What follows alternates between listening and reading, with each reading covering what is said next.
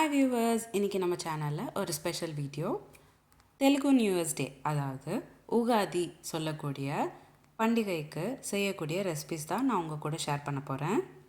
இந்த ரெசிபிஸ்லாம் எங்கள் அம்மா வீட்டில் செய்வாங்க. நான் இன்றைக்கி வீடியோவில் 3 உகாதி ஸ்பெஷலுக்கு செய்யக்கூடிய ரெசிபிஸ் நான் உங்கள் கூட ஷேர் பண்ண போகிறேன். வாங்க பார்க்கலாம் எப்படி செய்கிறதுன்னு. முதல் வகை உகாதி பச்சடி எப்படி செய்கிறதுன்னு பார்த்துடலாம். ஒரு பாத்திரத்தில் 1 கப் தண்ணி சேர்த்துக்கணும். அடுத்து புளியை ஊற வச்சு கரைச்சி வச்சுருக்கேன். 5 ஸ்பூன், அதாவது 25 ml புளி தண்ணி சேர்த்துக்கோங்க. அடுத்து 1 கப் தண்ணிக்கு 1/4 கப் அளவுக்கு வெல்லம் சேர்த்துக்கோங்க. இனிப்பு நல்லா தேவைப்பட்டுச்சு அப்படின்னா நீங்கள் ஒரு 2 ஸ்பூன் கூடவே சேர்த்துக்கோங்க. அடுத்து வேப்பம்பூ சேர்த்துக்கணும். 1 ஸ்பூன் அளவுக்கு வேப்பம்பூ கழுவி வச்சுருக்கேன், அதையே இப்போ சேர்த்துக்கிறேன். ஃப்ரெஷ்ஷாக இருக்கிற வேப்பம்பூ தான் சேர்த்துக்கணும். அடுத்து மாங்காய் சேர்த்துக்கணும். மாங்காய் பொடிசாக கட் பண்ணி வச்சுருக்கேன், அதையும் சேர்த்துக்கிட்டேன். மாங்காய் நல்லா புளிப்பாக இருக்கிற மாங்காவாக செலக்ட் பண்ணிக்கோங்க. அடுத்து பொடிசாக கட் பண்ணி வச்சுருக்கிற வெள்ளரிக்காய் கை அளவுக்கு சேர்த்துக்கோங்க. இப்போது எல்லா வகையும் சேர்த்தாச்சு. பச்சடிக்கு தேவையானது எல்லாமே 15 நிமிஷம் போல் பச்சடி ஊற வச்சுக்கணும். 15 நிமிஷத்துக்கு அப்புறம் ஒரு வாட்டி நல்லா கலந்து விட்டுக்கிட்டு சர்வ் பண்ணிக்கலாம் உகாதி பச்சடி. அவ்வளோதான், உகாதி பச்சடி ரெடி ஆயிடுச்சு. துவர்ப்புக்கு புளிப்பு, இனிப்புக்கு வெல்லம் சேர்க்குறப்போ எந்த வகையான செடிமெண்ட்டும் வராத வெல்லமாக சேர்த்துக்கணும். அப்படி இல்லைன்னா நம்ம ஃபில்டர் பண்ணிக்கணும். கசப்புக்கு வேப்பம்பூ, இது ஒரு சீஸ்னல் பூ, அதனால் எப்போல்லாம் கிடைக்குமோ அப்போல்லாம் இந்த பூ எடுத்துக்க ட்ரை பண்ணுங்கள். நம்ம சேனலில் வேப்பம்பூ வச்சு காரக்குழம்பும் செஞ்சுருக்கேன். கீழே டிஸ்கிரிப்ஷன் பாக்ஸில் நான் லிங்க் ஷேர் பண்ணுறேன், அந்த ரெசிபியும் ட்ரை பண்ணி பாருங்கள். புளிப்புக்கு மாங்காய், உவர்ப்புக்கு வெள்ளரிக்காய், இந்த 5 சுவையும் கொண்டது தான் உகாதி பச்சடி. இந்த 5 சுவையும் கொண்ட உகாதி பச்சடி சாப்பிடணும் தான் உகாதி நாள் இந்த ரெசிபி பண்ணுவாங்க. அடுத்த வகை தயிர் வடை எப்படி பண்ணுறதுன்னு பார்க்கலாம். எங்கள் வீட்டில் தயிர் வடை காரமாக இருக்கும். ஆச்சரியப்படாதீங்க, தயிரில் ஒரு பேஸ்ட் அரைச்சி ஊற்றுவோம்.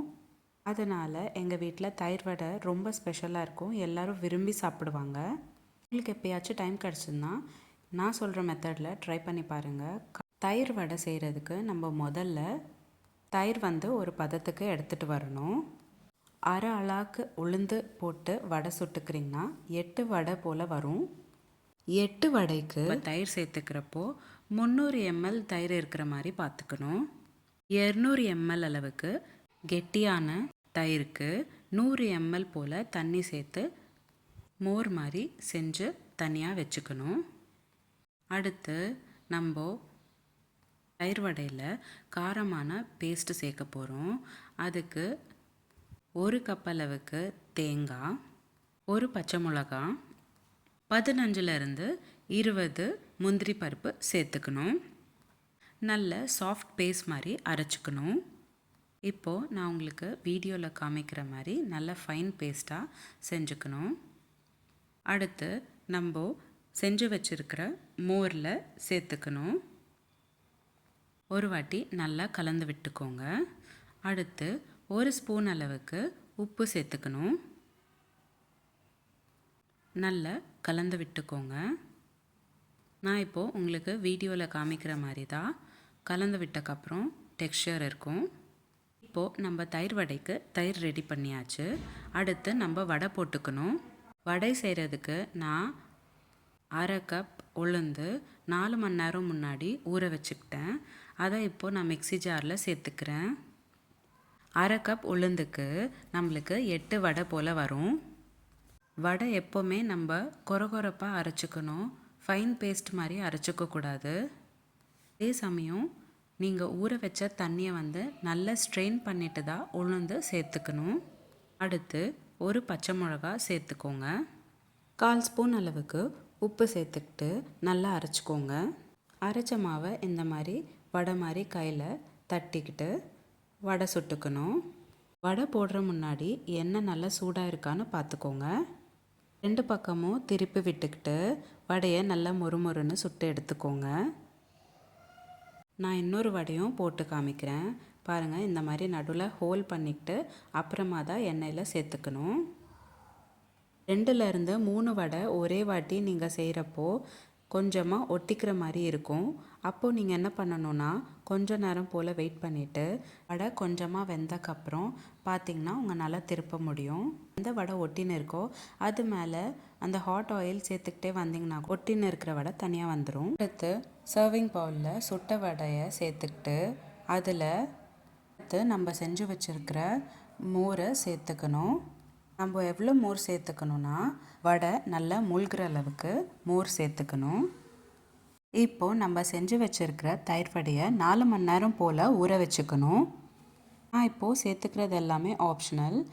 நான் துருவின கேரட் சேர்த்துக்கிறேன் அழகுக்காக. கூடவே கட் பண்ணி வச்சுருக்கிற கொத்தமல்லியும் கருவேப்பிலையும் கூட சேர்த்துக்கிறேன். உங்களுக்கு தேவைப்பட்டால் தாளித்து கூட நீங்கள் சேர்த்துக்கலாம். அவ்வளோதான், ரொம்ப சுவையான தயிர் வடை ரெடி ஆகிடுச்சு. கண்டிப்பாக ட்ரை பண்ணிவிட்டு எப்படி இருந்தது எனக்கு கமெண்ட் பாக்ஸில் கமெண்ட் பண்ணுங்கள். நான் இந்த ரெசிபி ஃபஸ்ட் டைம் ட்ரை பண்ணேன், ரொம்ப சூப்பராக வந்துச்சு.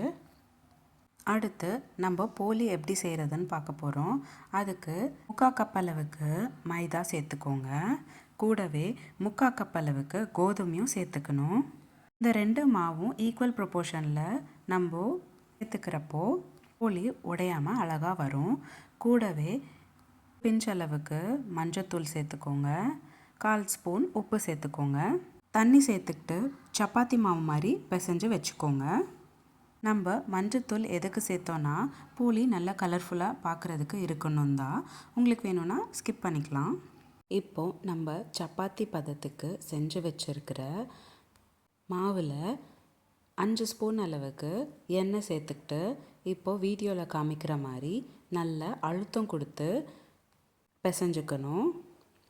இந்த மாதிரி அழுத்தம் கொடுத்து பிசைஞ்சுக்கிறதுனால போலி நல்லா சாஃப்டாக வரும். நல்லா பிசைஞ்சக்கப்புறம் இன்னும் 5 ஸ்பூன் அளவுக்கு எண்ணெய் சேர்த்துக்கிட்டு நல்லா ஊற வச்சுக்கணும். 1 மணி நேரம் போல் ஊற வச்சக்கப்புறம் தான் நம்ம போலி செய்ய முடியும். நீங்கள் எண்ணெய் சேர்த்த மாவை தூக்கி பார்த்திங்கன்னா இந்த மாதிரி தனியாக பவுலில் ஒட்டாமல் வரும். அடுத்து போலிக்கு ஸ்டஃப் ரெடி பண்ணிடலாம்.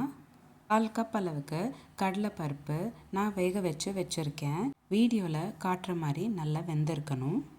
ஒரு வாட்டி இந்த மாதிரி நல்லா மசிச்சுக்கோங்க. தண்ணியெல்லாம் நல்லா ஸ்ட்ரெயின் பண்ணிட்டு தான் மசிச்சுக்கணும். நான் இந்த ரெசிபி ஃபஸ்ட் டைம் செய்கிறப்போ பருப்பு நல்லா பேஸ்ட் ஆகிடுச்சு. அதனால் மிக்ஸி ஜாரில் 3/4 கப் அளவுக்கு வெல்லம், மசிச்சு வச்சுருக்கிற பருப்பு 2யும் சேர்த்து நல்லா மிக்ஸி ஜாரில் ரன் பண்ணிக்கிட்டேன். அரைச்ச பேஸ்ட்டை நான் ஸ்டவ்வில் வச்சு 10 நிமிஷம் போல் நல்லா கிண்டி விட்டுக்கிட்டே இருந்தேன். அப்போ தான் இந்த பதம் எனக்கு வந்தது. உருண்டை பிடிச்சா உருண்டை மாதிரி வந்துச்சுன்னா நம்மளுக்கு ஸ்டஃப் ரெடி ஆகிடுச்சுன்னு அர்த்தம். அடுத்து நம்ம ஊற வச்சுருக்கிற போலி மாவை நல்லா இப்படி தட்டிக்கோங்க. ஒரு பிளாஸ்டிக் கவர் இல்லைன்னா பட்டர் பேப்பர் எடுத்து இந்த பேப்பருக்கு எண்ணெய் தடவிட்டு அதுக்கப்புறம் போலி தட்டிக்கோங்க. நல்லா அழுத்தம் கொடுத்து இந்த மாதிரி தட்டிக்கிட்டக்கப்புறம் நடுவில் நம்ம செஞ்சு வச்சுருக்கிற வெல்லம் ஸ்டஃப் சேர்த்துக்கணும். நம்ம செஞ்சு வச்சுருக்கிற வெல்லம் ஸ்டஃப் எவ்வளோ சேர்த்துக்கணுன்னா, போலி மாவு உருண்டை எடுத்துக்கிட்டு நம்ம தட்டியிருக்கோம் இல்லையா, அதை விட ஒரு பங்கு அதிகமாக இருக்கிற மாதிரி ஸ்டஃப் பண்ணி வச்சுக்கணும். இப்போது திருப்பி விட்டுக்கிட்டு நல்லா அழுத்தம் கொடுத்து இந்த மாதிரி தட்டிக்கோங்க. தட்டி வச்சுருக்கிற போலியை நம்ம தோசைக்கல்லில் சேர்த்துக்கிட்டு 2 பக்கமும் திருப்பி விட்டுக்கிட்டு நல்லா வேக வச்சுக்கணும். நம்ம போலி சுடுறப்போ நெய் சேர்த்துக்கிட்டு சுட்டுக்கணுன்னா போலிக்கு டேஸ்ட் கூடும். அதனால் மறக்காமல் நெய் போட்டு சுட்டுக்கோங்க. அவ்வளோதான், ஈஸி அண்ட் சிம்பிளான பருப்பு போலி ரெடி ஆகிடுச்சு. இந்த ரெசிபி முடிஞ்ச அளவுக்கு சூடாக சாப்பிடுங்க. உங்களுக்கு இந்த வீடியோ பிடிச்சிருந்தா லைக் பண்ணுங்கள், ஷேர் பண்ணுங்கள். உங்களுக்கு எந்த ரெசிபி பிடிச்சிருந்ததுன்னு எனக்கு கமெண்ட் பாக்ஸில் கமெண்ட் பண்ணுங்கள். இதே மாதிரி டெய்லி ஒரு ரெசிபி பார்க்குறதுக்கு என்னோடய சேனல் சப்ஸ்கிரைப் பண்ணிக்கோங்க. மீண்டும் சந்திப்போம் ஒரு சுவையான ரெசிபியுடன். தேங்க்யூ.